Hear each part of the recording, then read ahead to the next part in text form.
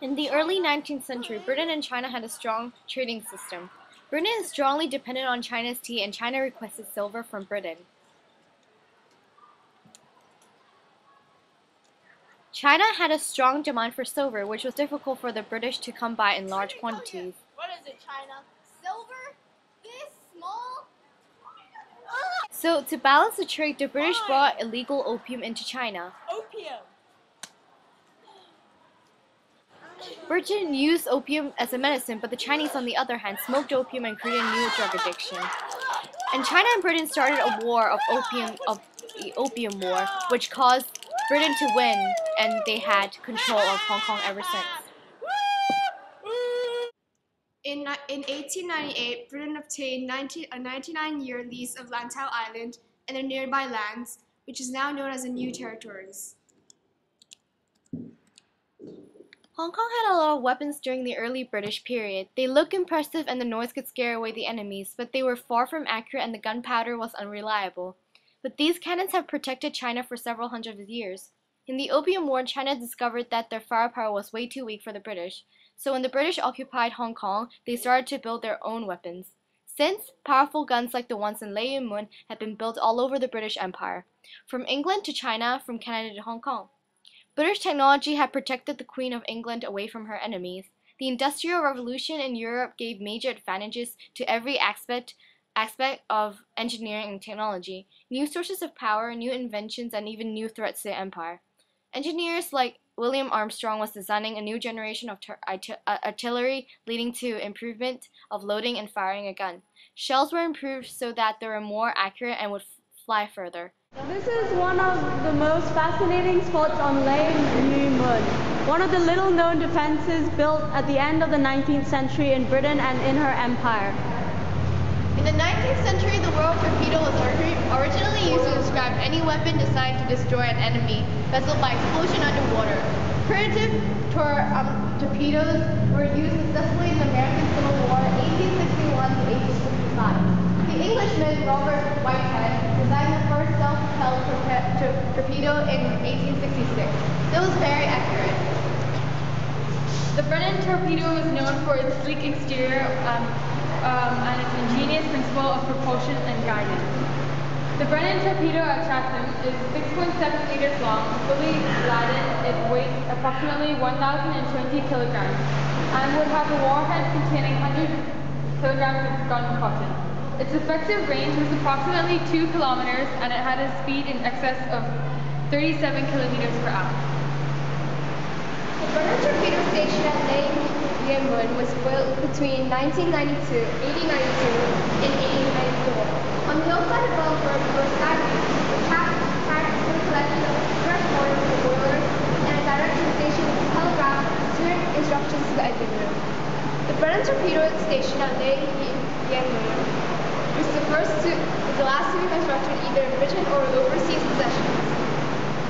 This is a 40 mm Bofors anti-aircraft gun. It was widely used in World War II, and this is the British version, which was the standard medium anti-aircraft gun used in the British forces from 1930 to 1970. A number of these guns were in the hands of the members of the British forces in Hong Kong in 1941. This is the 18-pounder Mark II field gun. This gun was used in the mid-1940s, and by the 1945, more than 12,000 had been produced. This is the 6-inch BL disappearing gun number 1. This gun was kept in a place beneath the armored shell before firing. Oh, excuse me, I mean armored shield before firing. The power of the hydrogen mounting lifted it through the opening, where it remained in its position and was fired. It is called the disappearing gun because it was driven by the force of its withdrawal, which makes the gun disappear into its emplacement underneath. This gun was a great change because it used mounting, which was a lot easier than pushing it back to the place, since after it fired, it would go back because of the impact. Before the Second Opium War, batteries and garrisons that were set up in Kowloon were considered by the British forces to be a threat to Hong Kong. Therefore, the British removed all the batteries in Kowloon built by the Qing government. The plans to reconstruct batteries around Western Kowloon, Stonecutters Island, Western District, and Lei Yu Moon, but they would never commence during the next 20 years. Hong Kong still relied on the Royal Navy. Then finally in the 1880s, Hong Kong became strategically more important, so a number of batteries were built.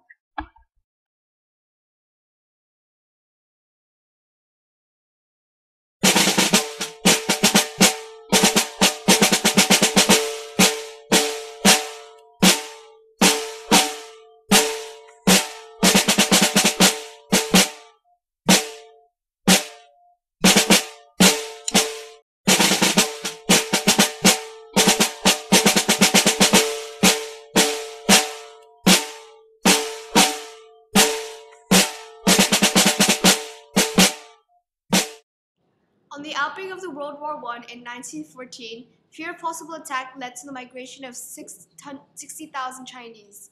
But even so, the population kept on increasing. In 1925, the crisis in mainland China in the 1920s and 1930s left Hong Kong vulnerable to an invasion from Japan, leading to the Battle of Hong Kong. Japan invaded Hong Kong on December the 8th, 1941. The Battle of Hong Kong ended with British and Canadian defenders surrendering control of the colony to Japan on 25th December 1941. However, in 1945, the U.S. stopped Japanese plans to use Hong Kong, and the British seized control of the territory in 1945 again.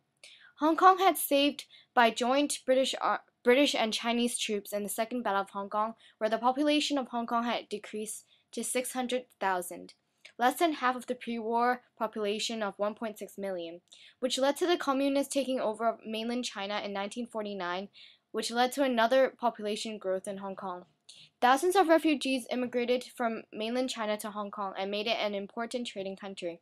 Since then, Hong Kong has developed into an international financial, trading, and business center.